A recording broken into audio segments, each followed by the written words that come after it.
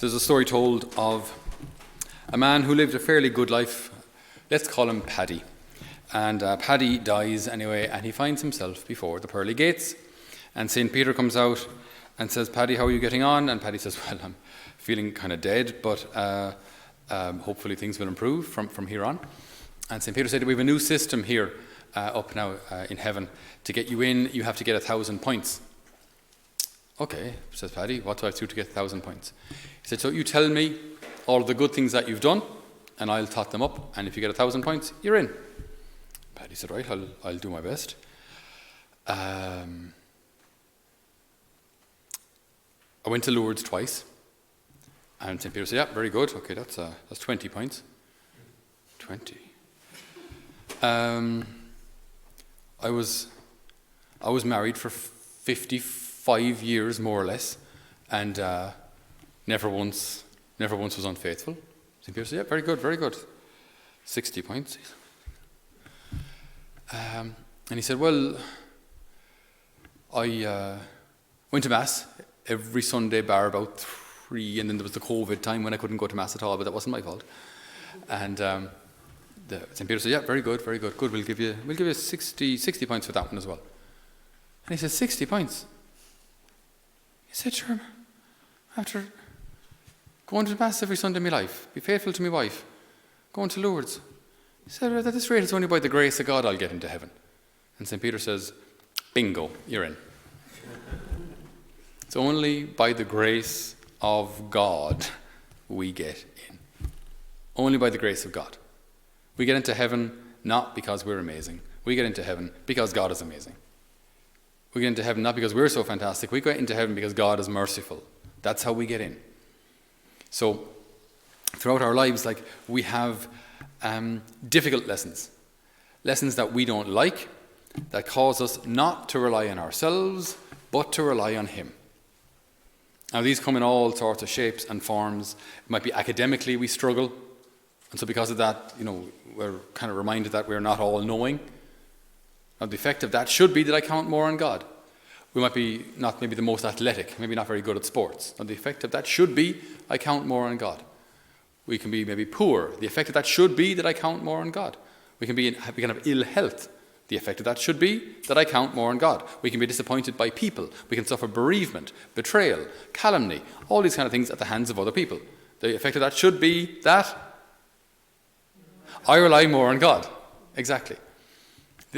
Our life, it's not random how things happen.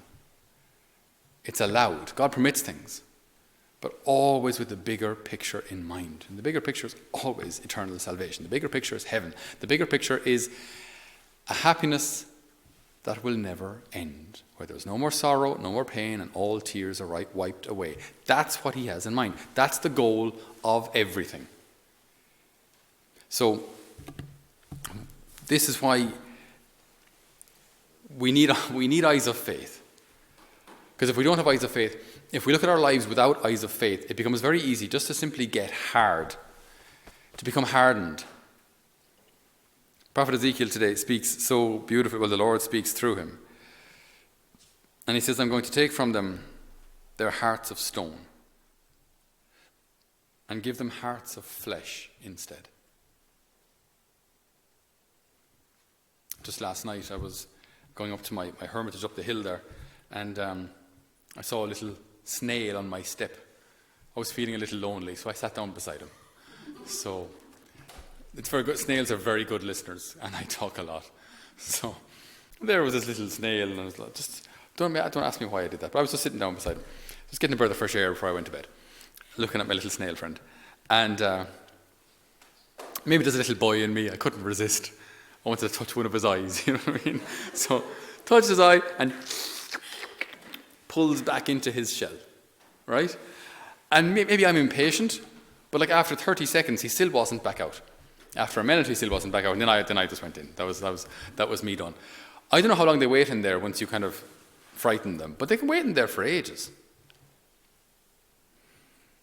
In our lives, when difficulties come our way, bereavement, sickness, illness, betrayal, sadness, loss, poverty, ill health, we have a tendency to pull back, to kind of protect ourselves. And it's understandable. I don't want to get hurt. I don't want to feel grief. I don't want to be sick. I don't want other people to see I'm sick. I don't want others to know I'm sick. So we pull back. And again, it's understandable. But what should not happen is that my heart gets hard. My heart becomes hard. And this can happen. This does happen. One of my first missions, my parish mission, I was 6 months ordained. So that would have been back in 2010. Was up in Belfast. And there were a number of people involved in the parish who had grown up in Ardoyne, right, in Belfast. So they would have been, maybe 10, 15 years older than me at the time. So they would have been teenagers during the Troubles. Now, teenagers during the Troubles in Belfast, in Ardoyne, are you kidding me? What they didn't see, RUC vans and bombs and Molotov cocktails and guns and house raids and family members disappearing into prisons for who knows how long. I mean, they grew up in a really, really rough environment. Remember, there were two men who were helping us with this mission. They would provide the food for us, they'd provide our meals for us at the end of the day. One of them was nicknamed Lasagna Joe. I don't need to explain why. So there was Lasagna Joe and another fella, whose name I don't remember. They were about the same age. But the other fella looked at least 20 years older. And I got to know both of them during the mission. And as I was talking to Joe, whenever he'd mention the Troubles or things, you could see he would go away in his mind, he would kind of revisit or relive some of the things that he saw. And he said, if it wasn't for the grace of God, I could never forgive the things I've seen. Because of him, I can. Because of the Lord, I can forgive. And I can be free. I can be at peace. He was married with kids, and a good man. I got talking to the other guy who had seen similar things. And then during the course of the conversation, he would say things like, what they've done to me and my family, I'll never forgive them. I will never forgive them. And it was stunning to see how that choice to forgive or not forgive completely changed. Two men of the same age. One married, happy, with kids, struggled on occasion with the issue of forgiveness, but knew that God would provide the grace that he needed. And the other man was aging rapidly and bitter. Now, in our experience down south, we don't have those kind of experiences to contend with. But the cross has come your way already, I'm sure. Within family, within marriage, within the issue of wills. Wills are just genie. Where there's a will, there's a war. Yeah, where there's a will, there's a war. It'll split a family 4 ways from Sunday. Dark and slimy. But you feel safe. But your life is miserable. Inside the shell, you may feel safe. But your life it's dark, it's slimy, it's lonely. But to the world, you look safe. That is not the life that the Lord has called us to live. Not even close. So he wants to remove from us our hearts of stone and give us hearts of flesh. Hearts authentically human. Hearts that know how to love. Hearts that know how to give. Hearts that know how to sacrifice themselves. Hearts that know how to do all of this without fear. Because you can just live in constant fear. If I love someone, I'll get hurt. If I give something, they might take advantage of me. If I help someone, they might presume my help tomorrow. So it's better I just pull back from everyone, and then I'm safe. No, then you're alone, miserable and bitter. So the Lord needs to do this work in us to remove our hearts of stone. Because it's going to happen. I'm sorry, it's going to happen. People will take advantage of us. So you might loan money to someone knowing you're not going to get it back. You might forgive someone knowing they're going to hurt you again. So what are you going to do? Just harden your heart and say, look, never again, never going to forgive, never going to love, never going to help, never going to give you up. Never going to do any of that? Is that what we're going to do? And just pull back from the whole world, thinking we're safe. when all we've done is deprive the world of the treasure of our heart, deprive the world and those we know of the treasure of our love. So the Lord needs to intervene. We need to let him intervene to heal these hearts of stone, hearts that have been hurt, and turn them into hearts of flesh. Hearts that know how to love and hearts that know how to give. In our gospel, we hear this very odd parable. It's odd because it's not our culture at all. So there are certain things here we will not understand. So the king puts on a wedding feast for his son. The guests are invited, the guests don't come. The guests are invited a second time. And rather than just say, no thanks, I'm busy, they kill the guys who are inviting them.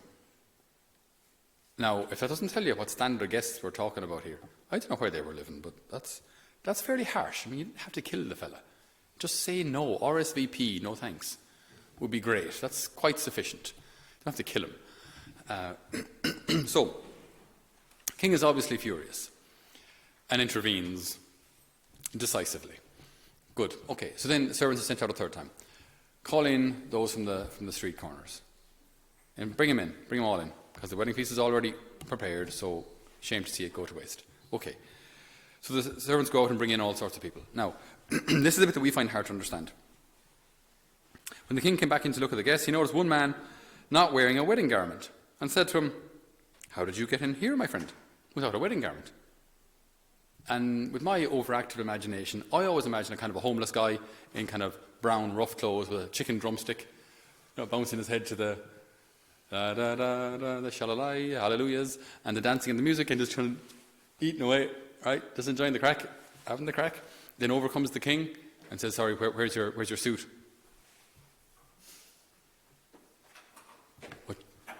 What suit? Like, I'm homeless. So there's one key bit of information here that if we don't have, this gospel won't make sense.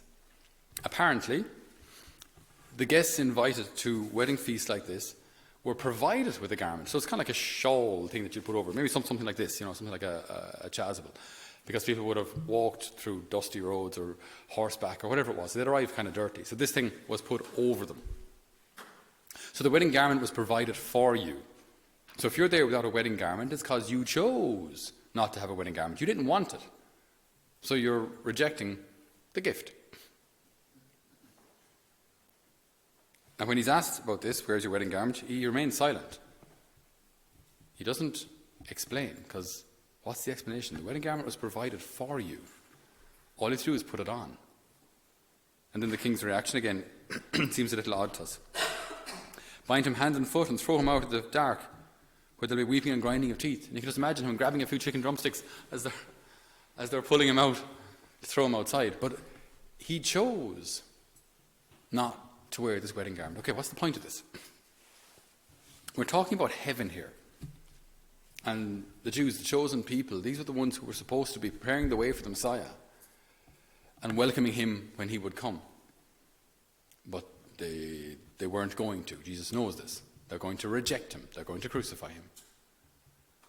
And then the non-Jews, so those who weren't originally invited, if you will, the Gentiles, pagans, us, we were then invited. But we, in our turn, still have to accept the mercy of God. How does anybody get into heaven?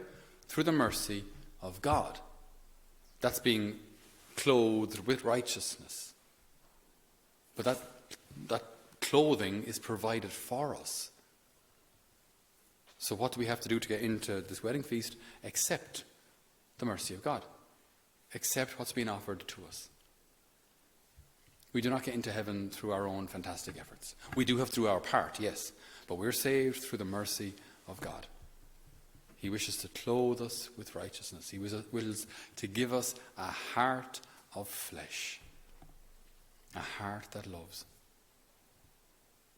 So may the Lord today pour clean water over us, wash our sins away, and that we might join with the psalmist as he writes, "A pure heart create for me, O God.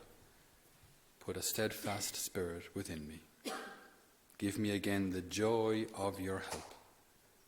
With a spirit of fervour sustain me." Amen.